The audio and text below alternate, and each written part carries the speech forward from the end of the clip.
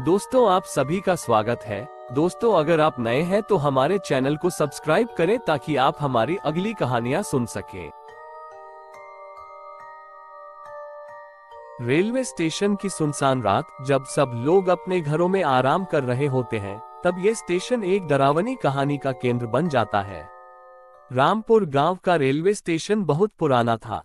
लोगों का कहना था कि वहां रात में कुछ अजीब घटनाएं होती हैं। किसी को रात में ट्रेन पकड़नी होती तो वे दूसरे स्टेशन जाने की कोशिश करते थे।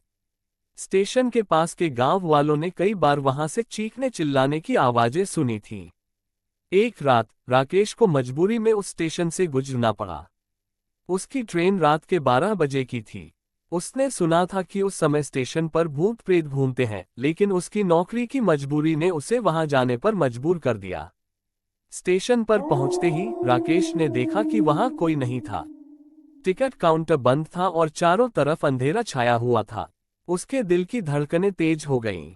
उसने अपने फोन की लाइट जलाई और प्लेटफॉर्म की ओर बढ़ा। जैसे ही वह प्लेटफॉर्म पर पहुंचा, उसने देखा कि एक आदमी दूर खड़ा उसे घूर रहा था। वह आदमी सफेद कपड़े पहने था और उसका चेहरा बहुत डरावना था। राकेश ने उसे नजरअंदाज किया और एक बेंच पर बैठ गया। कुछ देर बाद उसने सुना कि कोई उसके पास आकर बैठ गया है। उसने जब अपने बगल में देखा तो कोई नहीं था। अचानक से उसे एक ठंडी हवा का झोंका महसूस हुआ और उसे किसी के कदमों की आवाजें सुनाई देने लगीं। उसने चारों ओर देखा, लेकिन कोई दिखाई नहीं दिया। तभी उसने देखा कि वह सफेद कपड़े वाला आदमी धीरे धीरे उसकी ओर बढ़ रहा है। राकेश का दिल जोरों से धड़कने लगा। उसने वहां से भागने की कोशिश की, लेकिन उसके पैर जैसे जम गए थे।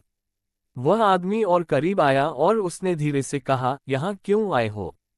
यहाँ से चले जाओ, वरना।" इससे पहले कि वह अपनी बात पूरी कर पाता, ट्रेन की सीटी बजने लगी और राकेश का ध्यान बंध गया। जब उसने फिर से देखा तो वह आदमी गायब हो चुका था। राकेश ने झट से अपनी ट्रेन में चढ़कर दरवाजा बंद कर लिया। ट्रेन चलने लगी और वह स्टेशन से दूर होता गया। उसकी सांसें तेज हो रही थीं और उसका दिल अभी भी धड़क रहा था।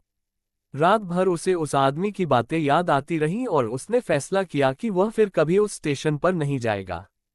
उसके बाद राकेश ने कभी भी उस स्टेशन का रुख नहीं किया और हमेशा उस डरावनी रात की यादें उसके साथ रहीं।